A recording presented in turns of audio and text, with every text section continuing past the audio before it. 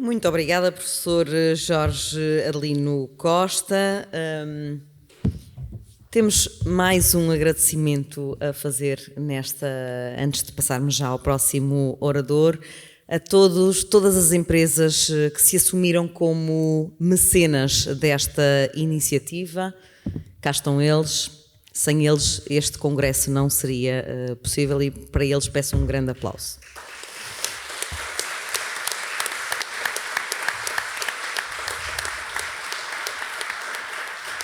Sabemos o esforço que todas as empresas fazem diariamente para manterem a sua atividade e, portanto, conseguirem um extrazinho para apoiar este tipo de iniciativas tão importantes é sempre de salutar. Hoje é também o Dia Mundial da Criança, aliás, as iniciativas populam pela ilha e ainda bem, este dia que foi instituído pelas Nações Unidas em 1950 com o objetivo de chamar a atenção para os problemas das crianças que enfrentavam em 1950 e infelizmente que continuam a enfrentar hoje. Para as nossas crianças, um grande aplauso.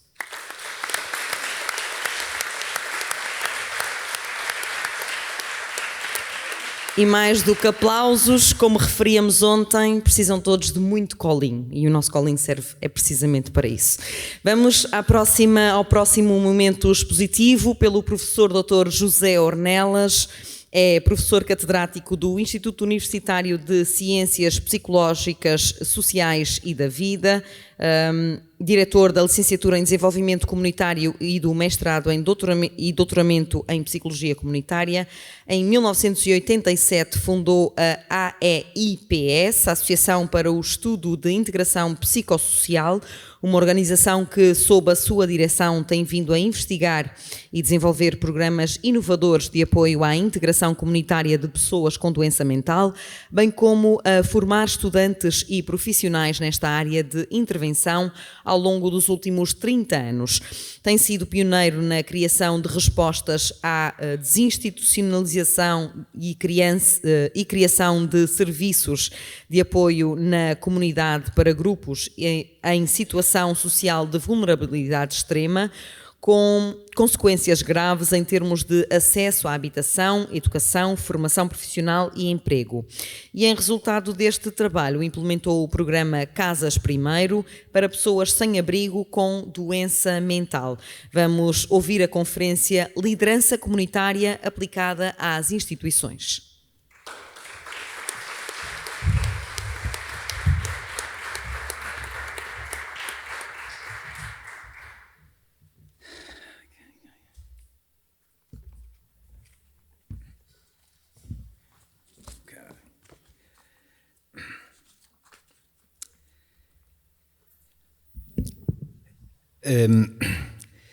Não se surpreendem se me emocionar durante a minha comunicação, mas talvez Damásio me poderá aqui justificar que, para além das questões do cérebro, também as emoções também são relevantes.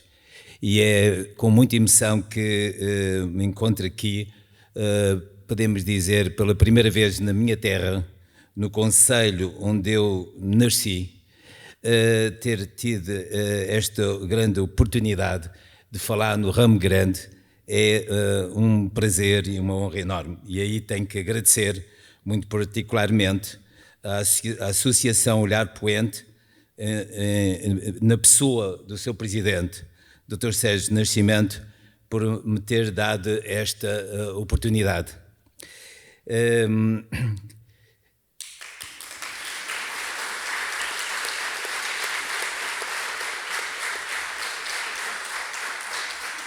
Obrigado.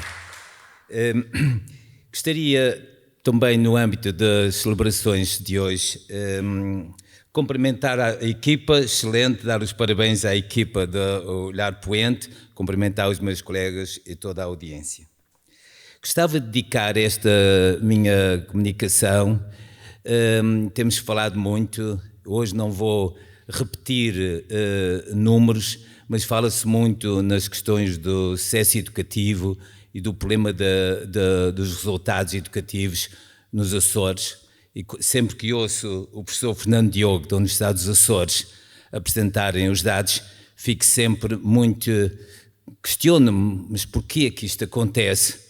E particularmente quando ele põe-se a localizar as zonas em que haja mais incidência da pobreza e do insucesso educativo, ele começa por apresentar a Lagoa, em São Miguel, Ribeira Grande, partes de Ponta Delgada, e depois aparece-nos o concelho da Praia da Vitória. Isso é uma questão que me intriga profundamente e vocês vão perceber bem porquê. E nesse sentido, gostaria de dedicar esta minha comunicação a essas crianças que têm sido objeto de tantas estatísticas dolorosas de ouvir, os piores resultados da União Europeia, os piores resultados de Portugal. Só existe uma pequena aldeia no Algarve, não sei onde, nunca fui lá, que de forma idêntica. Por conseguinte, queria dedicar esta comunicação do Dia Mundial da Criança a essas crianças e deixar-lhes uma esperança de que nós agora já fizemos o diagnóstico e agora vamos ajudar a resolver a situação. Vamos proporcionar todo o que for possível, toda a nossa criatividade, todo o nosso saber, toda a nossa ciência para transformarmos os resultados dos Açores, não digo logo na média europeia, mas pelo menos atingimos o objetivo da média nacional.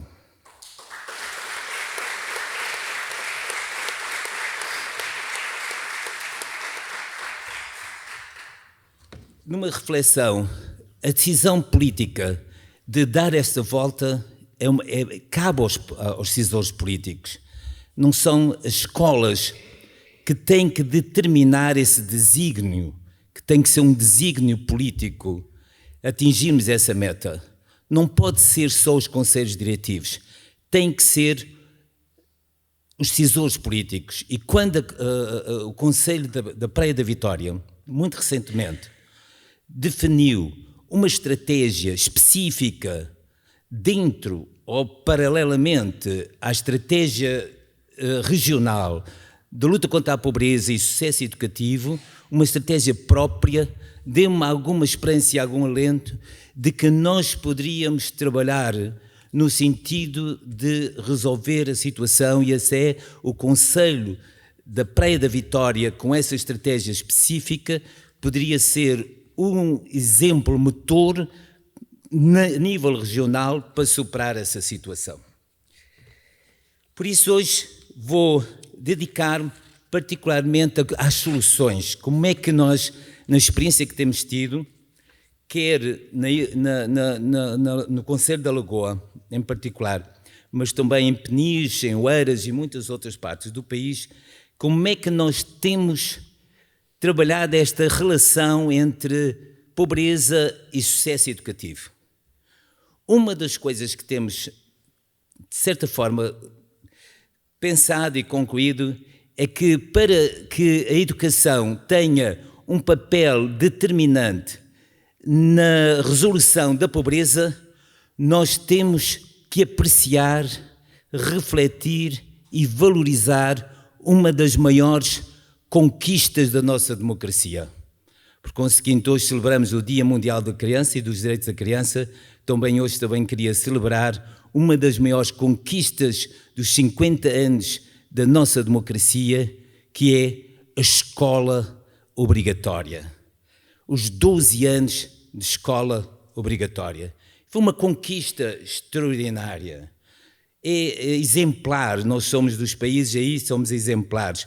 Por conseguinte, para que se fale, como se fala tanto, que a escola pode determinar a saída do ciclo da pobreza, temos que apostar tudo na realização e na concretização da escola obrigatória. E porquê? Não por razões profissionalizantes, não é por razões profissionais, não se trata aqui, a escola obrigatória não foi criada para resolver os problemas de empregabilidade. Não, existe um excelente trabalho de uma comissão sobre o perfil do aluno na escola obrigatória, o que é que nós pretendemos, o que é que nós sonhamos? 18 anos, escola obrigatória, 18 anos. Por exemplo, nós compreendemos bem em relação ao tabaco, ao álcool, não se pode fumar ou beber menos de 18 anos. Nos Estados Unidos até um pouco mais, vai até aos 21 anos em termos do álcool. Tem a ver com o desenvolvimento da pessoa humana, o desenvolvimento intelectual, o desenvolvimento humano, o desenvolvimento emocional.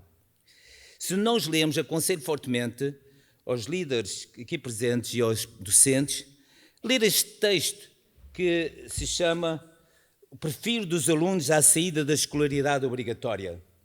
Nesse texto, o que se diz é o seguinte: pretende-se que o jovem, à saída da escolaridade obrigatória, seja um cidadão, munido muito pelas literacias que lhe permitam analisar e questionar criticamente a realidade, avaliar e selecionar a informação, formular hipóteses e tomar decisões fundamentadas no seu dia-a-dia.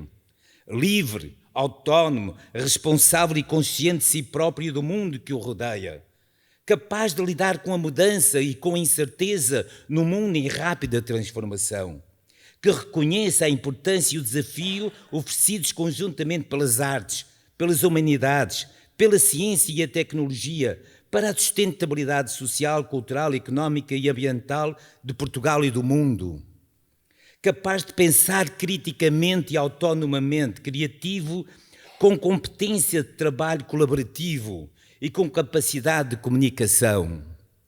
Apta a continuar a aprendizagem ao longo da vida como fator decisivo do seu desenvolvimento pessoal e da sua intervenção social. Que conheça e respeite os princípios fundamentais da sociedade democrática e os direitos, garantias e liberdades em que esta assenta. Que valorize o respeito pela dignidade humana, pelo exercício da cidadania plena, pela solidariedade para com os outros, pela diversidade cultural e pelo debate democrático. Que rejeite todas as formas de discriminação e de exclusão social. Este é que é o perfil que foi definido simultaneamente quando se lutou pela concretização da escola obrigatória de 12 anos, 18 anos no mínimo, pode ser um pouco mais, eu fiz 19, o 7º ano, 18 anos no mínimo. São estes os objetivos, estes são fundamentais, este é que tira as pessoas da pobreza. É este perfil que faz com que as pessoas tenham sentido crítico, responsabilidade, integridade, excelência, experiência, curiosidade, cidadania, liberdade. Isto é fundamental nas reflexões que temos feito para a resolução da pobreza através da educação. Apostar tudo, sem equívocos, porque é fundamental. E porquê também? Por um outro tema que falamos muito hoje, que o colega anterior também se refere, que é a questão da saúde mental dos jovens. Esta escola, a pedagogia, a cultura pressionada pelo conhecimento é um fator protetor da saúde mental. É a forma ideal de promovermos a saúde mental. Depois é fundamental as questões como os dilemas morais, sociais, que são dados nos programas curriculares. Não é esse tema que vamos falar hoje, mas que está lá os dilemas na filosofia, na história, na cidadania. Isto tudo é fundamental. Protege a saúde mental, protege as problemáticas de toxicodependência, a utilização de álcool e a atividade, o ativismo social e a participação é um protetor para o bem-estar individual. Vou passar de imediato, já disse as ideias fundamentais, e agora como é que nós podemos fazer? Como é que nós temos feito para rapidamente, ao contrário de um mito, existe um mito que na educação leva anos, quase séculos, para se fazer mudanças. Temos demonstrado com o conhecimento, com a evolução científica, que podemos fazer mais rapidamente. Numa década, podemos transformar significativamente esta realidade. Uma década hoje é muito tempo, vamos puxar para 5 anos. E até menos. Por exemplo, num ano letivo, no Concelho da Lagoa, conseguimos fazer uma redução de 44% da retenção. Num ano letivo, aplicando esta metodologia que eu vou passar a descrever.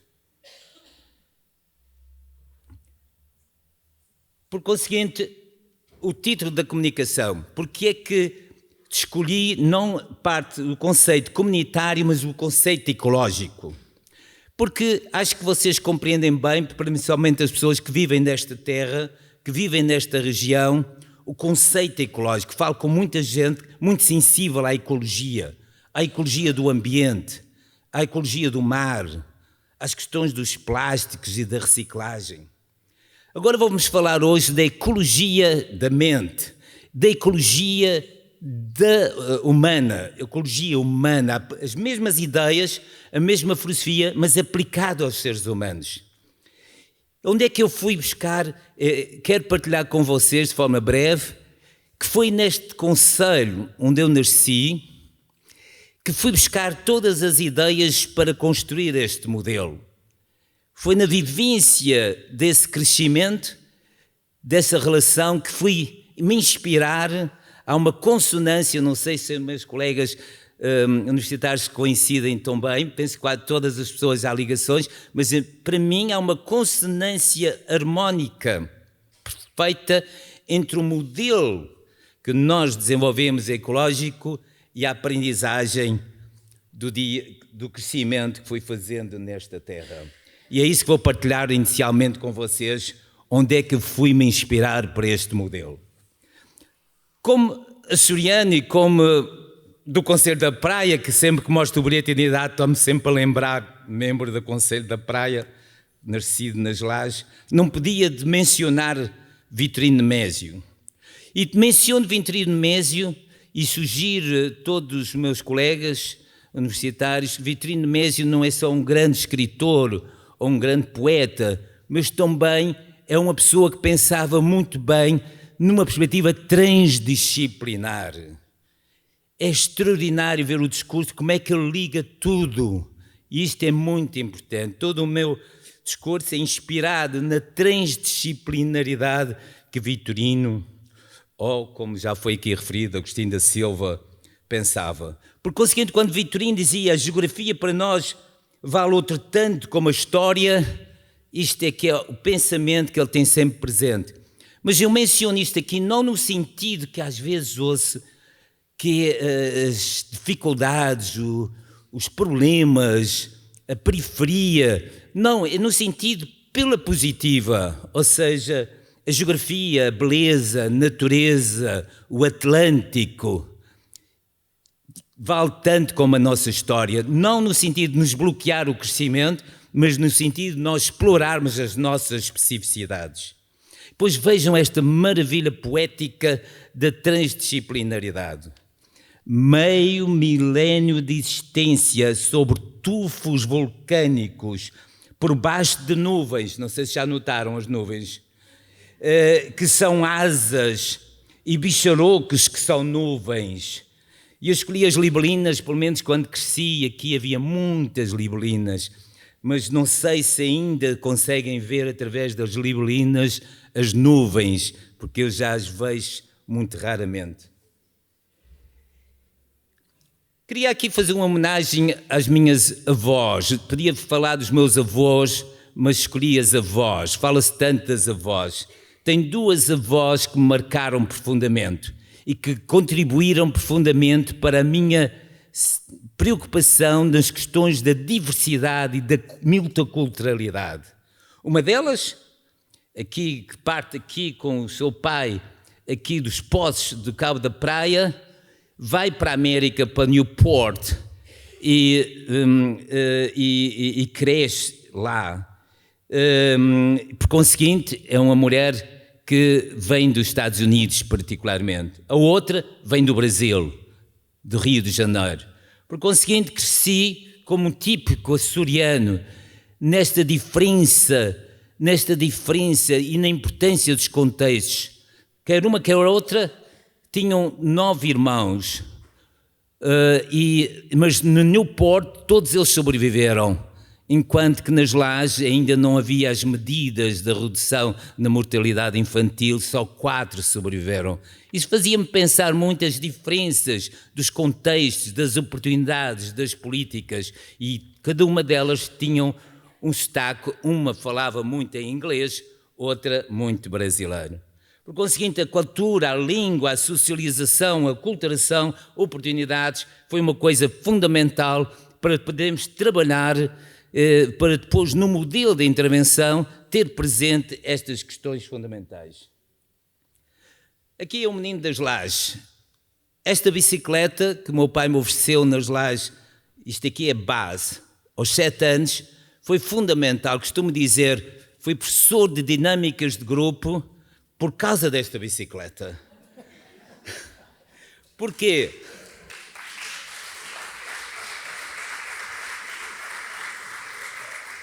Porque esta bicicleta foi das primeiras, não sei se havia outra, era a primeira bicicleta, isto foi-me oferecido no fim dos anos, meados dos anos 60, por conseguinte era uma novidade. Foi um recurso maravilhoso, tinha tantas crianças à minha volta que brincávamos, queriam andar na bicicleta, trocava a bicicleta por um passeio de cavalo. E tudo isto foi profundamente marcante para mim. E depois esta ligação, gostava muito de andar na bicicleta, tentando manter a velocidade e ultrapassar os Fiats que começavam a surgir na base. Mas o mais difícil era atravessar a base. Atravessei, ia para a escola primária na base, durante muitos anos, calma e serenamente. Depois, de repente, apareceu os Fiats. Ai, que susto, não conseguíamos calcular a rapidez com que eles vinham e atravessar a base. Pelo menos tiveram a lucidez de proibir-nos de atravessar. Agora, mais uma coisa foi fundamental. Fundamental para mim, mas aí eu leio para... Vejam quem conhece, isto é a Sociedade Velha das Lajes. A Sociedade Recreio-Lajense. Não é a Progresso Lajense, Recreio-Lajense. A Progresso Lajense deu-me o prazer, numa comunicação que fiz, digo que não tinha feito, mas fiz uma comunicação na Sociedade Velha. E publicaram a minha comunicação. Tenho um orgulho enorme, é o livro que eu mais estimo na minha coleção. E porque tem a Filarmónica, os fundadores, que diziam que tinham fundado a Velha para desenvolver o espírito. Essa é a ideia que eu quero desenvolver agora. Estas experiências associativas vão marcar-me profundamente, despertando o meu interesse pelo cinema e pelo teatro. Estou convicto que a minha paixão pelo cinema nasceu dessas famosas sessões duplas ou quádruplas, juntamente com o Azória, que me possibilitaram assistir a uma enorme quantidade de filmes de qualidade e partilhar do entusiasmo e emoção expressos pelos espectadores assíduos que, embora tivessem dificuldade em acompanhar o ritmo das legendas, compreendiam a essência da história. E às vezes estava sentado ao pé de alguns que já sabiam o que é que ia acontecer, então avançavam-me com a descoberta de cada plano. E mesmo quando a idade ainda não o permitia, tive a oportunidade de ver muitos filmes pelo buraco estreito das máquinas de projetar, tal como o Totó do filme Cinema Paraíso. Também o meu interesse pelo teatro foi forjado na experiência teatral para crianças proporcionada por esta Sociedade Progresso Lajense. Por conseguinte, tem muitas coisas aqui que poderemos dar origem depois ao Cineclube em Angra. O meu interesse por estas áreas culturais e isso tudo foi profundamente marcado por estas experiências nas Lajes. Outra experiência que me marcou profundamente, na escola da base, fiz 2 anos, porque como a minha irmã era mais velha, tivemos que ir mais de seguida para Angra estudar. É interessante que 3 pessoas na Sociedade Velha, 3 pessoas, meu pai, um outro senhor que tem um filho médico e outro analista, e outro senhor, os Almerindos, eles discutiram nos anos 50, 40, 50, como dar ensino, escola aos seus filhos e organizarem-se, cada um deles à sua maneira, de irem para a cidade para os apoiar. E foi aqui nestas sociedades que isso foi pensado e discutido. Na base, tive uma experiência que me marcou profundamente, estava a ouvir o meu colega anterior com muita atenção. Havia uma pessoa, um jovem com deficiência, o Manel. Deficiência, mas deficiência profunda. E naquela altura não havia alternativas. ele tinha que estar na escola ou não ia para a escola, estaria em casa. E então todos nós colaboramos muito a mentir o Manel na escola, na sala, na nossa sala. E eu sei que o Manel, pela insistência da sua família, do seu pai, depois continuou a estudar o máximo que pôde, continuou a trabalhar, casar-se e teve uma vida totalmente integrada para apesar da sua deficiência profunda. Imagina o impacto que isto teve em toda a minha vida, naquilo que foi apresentado há pouco. E agora vamos partir partir desta experiência para o modelo. Por isso é que eu, com estas experiências todas, tenho desenvolvido este modelo ecológico e colaborativo. Ou seja, que as causas não são únicas, não há uma única causa para os fenómenos sociais. Por conseguinte, se nós quisermos resolver as questões da pobreza e as questões do insucesso educativo, temos que pensar de uma forma multicausal.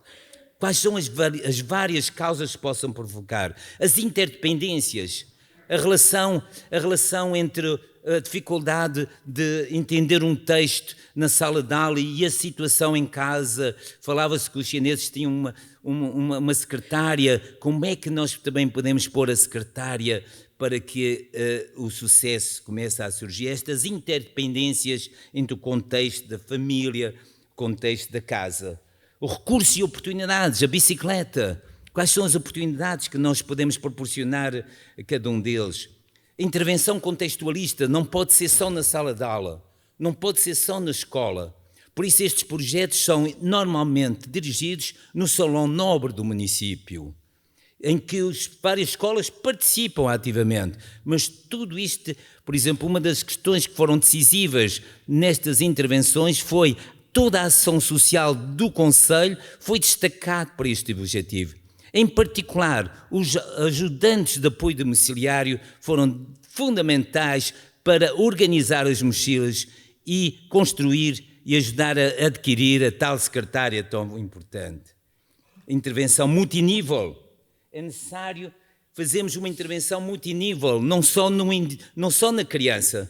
O problema não pode estar centrado numa perspectiva ecológica no indivíduo, na criança, mas ao nível individual é necessário trabalhar o nível organizacional, a escola, o nível comunitário e a avaliação dos serviços no seu conjunto.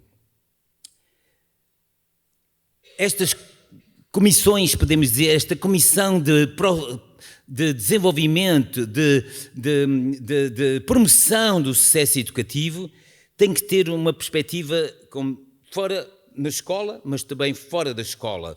Por exemplo, nos contextos sociais, uma das questões fundamentais é a mobilização, como eu disse, um desígnio concelhio, ou um desígnio regional, ou um desígnio nacional, mas vamos agora falar num desígnio concelhio, como trabalhar com todas estas estruturas, estes recursos, que são um dos problemas do insucesso e da dificuldade da escola, é a fragmentação dos recursos. A atomização de que existe. Nós temos tudo o que nós precisamos. Eu costumo definir uma comunidade é um conjunto infinito de recursos. Muitas pessoas ficam infinito, no minha não há nada. Tem uma vez um professor me dizia numa destas discussões na região, dizia, mas isto é um deserto. E disse, não pode ser, você não está em Santa Maria, como é que pode ser um deserto? Isto não pode ser um deserto, isto é tão bonito, isto é tudo verde. Não é um deserto, é porque ele não estava a viver a teoria de um conjunto infinito de recursos.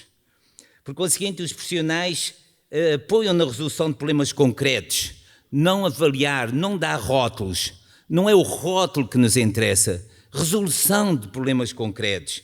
A dificuldade em casa, muitos irmãos, como resolver? A questão de organizar os materiais, a questão de ajudar a tirar dúvidas depois da escola. Outra questão que eu não posso esquecer aqui, uma coisa que descobrimos, muito interessante, óbvia, mas foi uma tese de mestrado que eu supervisionei, foi com dados muito interessantes, é que estas crianças precisam ter uma atividade extracurricular fora da escola. O impacto fora da escola e dentro da escola é enorme nos resultados escolares. É muito interessante, parece uma coisa... Então na escola não é suficiente, fora da escola É muito mais, não é por acaso que as pessoas que têm algum dinheiro, não vou falar classe média, média alta, média baixa, as que têm algum dinheiro, põem os seus filhos em atividades escolares, ação social, e diziam, mas ela quer fazer balé, isso custa dinheiro. A ação social tem que ajudar a integrar. Porquê? Porque é uma garantia de diversificação da relação, é quase como as carrinhas nos Estados Unidos com os afro-americanos. Proporcionar, conhecer outras pessoas. Conhecer outras crianças. Na escola tende a ser sempre o mesmo grupo. Por conseguinte, vamos passar... É uma coisa muito simples, muita gente até sabe falar nisso, mas é extremamente complexo pôr em prática. Esta relação família, escola e comunidade, muito simples. Parece muito simples. Como é que uma equação tão simples é tão complexa? E eu adoro vê-la posta na prática, mas há a letra... A escola, a comunidade, a família, esta inter-relação. Aqui é que está o segredo para resolver. Não pode ser só... O problema do insucesso educativo não está na relação professor-aluno. É uma parte significativa, não está nos currículos só. Não está na dinâmica, apesar de que é importante a dinâmica.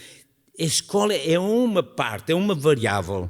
A sala de aula é uma variável, mas há muitas outras variáveis. A questão do apoio em casa, a participação das famílias é fundamental. Mas não, quando falo de participação das famílias, vou falar a seguir, por isso não vou saltar,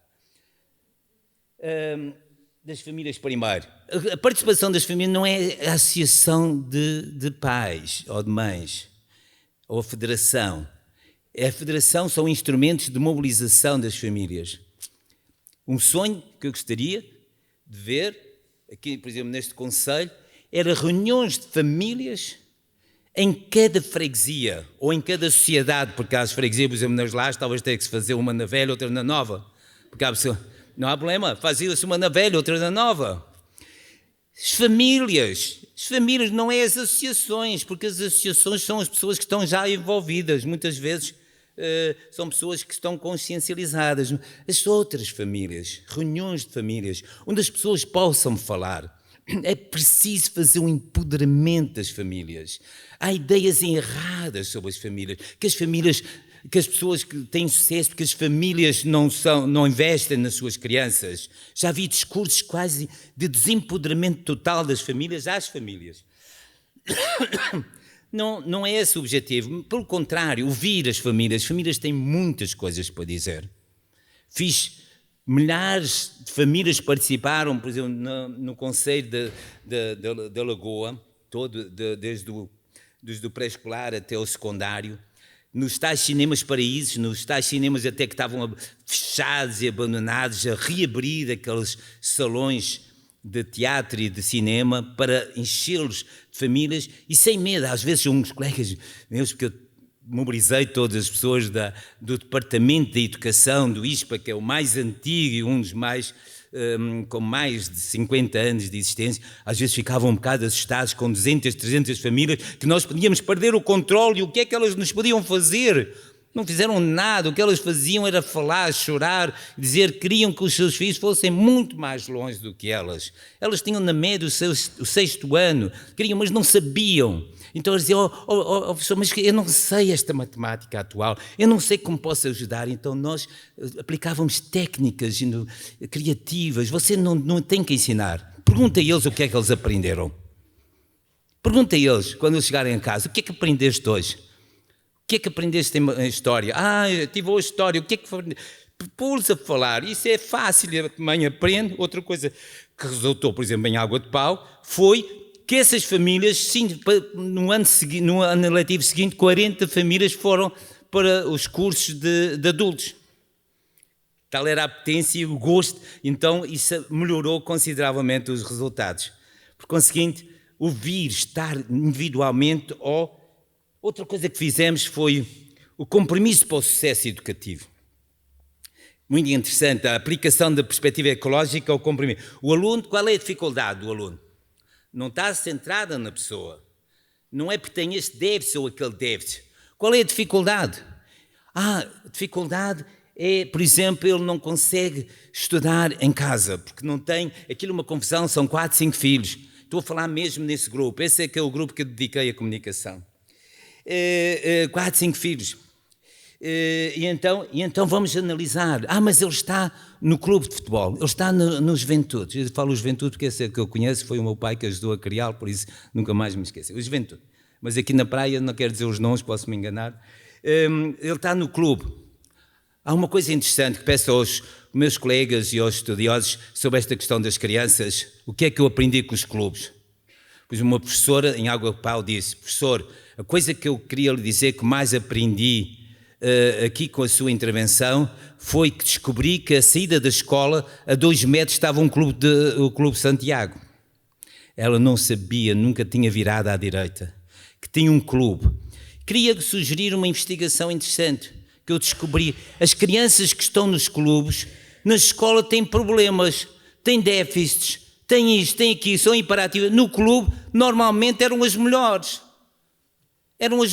E então trabalhamos muito com os treinadores, como é que eles poderiam capacitar aquelas crianças na relação do jogo, do futebol, da relação com os outros, na escola. Ou seja, se eles não tinham agressividade com os colegas, nem se magoavam, como é que eles poderiam ter também transitar? Então trazíamos os treinadores para a escola e os professores para o clube. Foi uma experiência muito interessante. Então o aluno, então quais são as dificuldades? O secretário não tem. Não tem dinheiro para os manuais. Não tem. Tudo isto era discutido e cada um definia-se. Há o professor que dá, o diretor de turma, o que acompanha, há a mãe, há o treinador de futebol, há o de futsal, há o da filarmónicas, fundamental. As crianças que vão para as filarmónicas estão à rasca de recrutamento, algumas, maior parte, são fundamentais, têm logo 5 em música.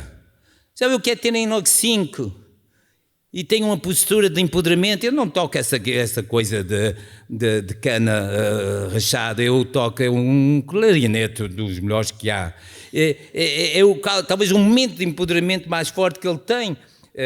E então 5 valores ajuda às outras.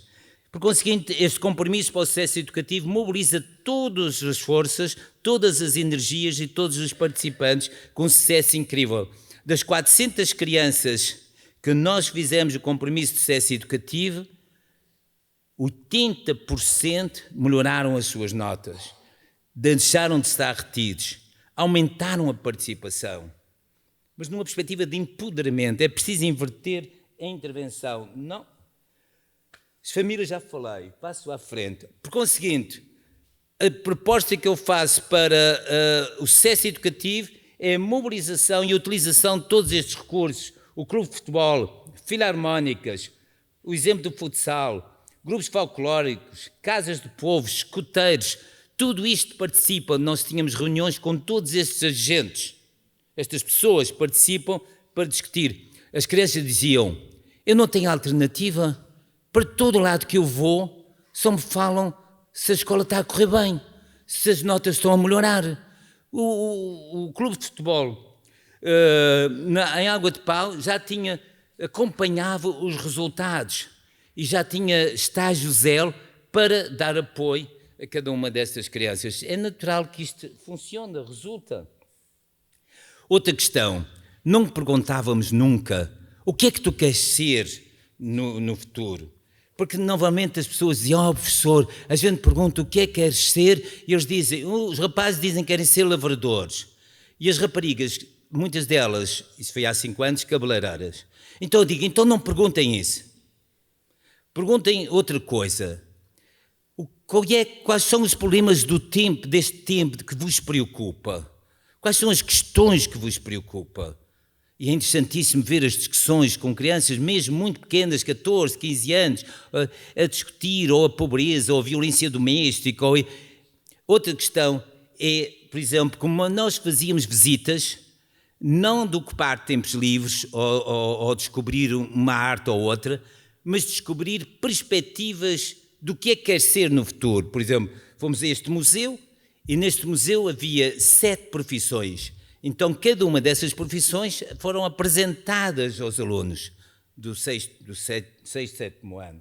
Por exemplo, um arquiteto, um gestor de arte, o CEO, todos eles foram apresentar uma especialização que eles adoraram, estar numa sala escura, cheia de altas tecnologias, ou seja, despertar sempre.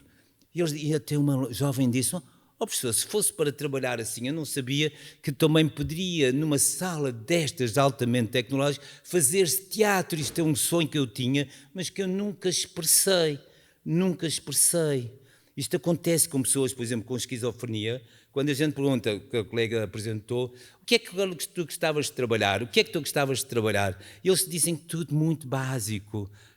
Num escritório, numa coisa básica, porque eles não receiam que eles possam novamente classificar com uma característica da loucura o sonho que eles têm mais alto, que é, por exemplo, gostava de estudar astrofísica, gostava de ir para Santa Maria. Muito bem. Para terminar, muito bem, então temos, mesmo o último slide, os alunos, reduzir as taxas de retenção, envolvê-los reduzir as faltas injustificadas, diminuir o abandono escolar com esta dinâmica, esta participação. É bonito vê-los envolvidos. A escola, a família, aumenta o envolvimento das famílias, pessoa a pessoa, aumenta a participação nos trabalhos de casa, o regresso à escola das pessoas adultas. Comunidade, melhor articulação com os serviços e apoio da ação social. Como eu disse, a ação social foi fundamental, não é só a ação social do município, mas a ação social, por exemplo, se este projeto fosse aplicado no Conselho da Praia, toda a ação social, que deve ser 30, 40, 50 pessoas, tinham como objetivo, como na Lagoa, todos os assistentes sociais, cada um tinha como objetivo 2 ou 3 pessoas que vinham dos bairros sociais mais pobres da Ilha de São Miguel para chegarem à universidade, para entrarem na universidade. E pronto, e aqui está o modelo, fica para vocês verem, um modelo que assim, aquilo que eu aprendi nas lajes, o menino das lajes, que foi crescendo e fez este modelo que apresentei na minha lição de jubilação, que é assim, em que liga tudo. E uma coisa que também liga, que não mencionei ainda, para além dos recursos, que é a despsicopatologização e a desmedicalização das crianças. É preciso fazer promoção da saúde mental e não rotular as nossas crianças com problemas de doença mental. Como o colega falou da universidade, neste momento conseguimos um projeto a nível universitário da DGS, Direção-Geral do Ensino Superior, bastante significativo, fazer a promoção da saúde mental no ensino superior. E uma das coisas que nós fizemos, para terminar, foi reunir com as associações de estudantes do ensino superior na área metropolitana de Lisboa, que tinham quase todos, estavam aflitos porque já não tinham orçamento para contratar psicólogos. Reunimos com eles e perguntamos, mas vocês têm feito teatro? Vocês têm aquela secção das fotografias, onde é que está? E o cineclube universitário? Estava tudo mais ou menos parado, estava tudo estagnado. O único objetivo que tinham era aumentar o número de consultas individualizadas. E nós então dissemos, nós neste projeto precisávamos que vocês retomassem a essência do associativismo académico universitário e voltarmos para o teatro, para o cinema, para a poesia. Obrigado.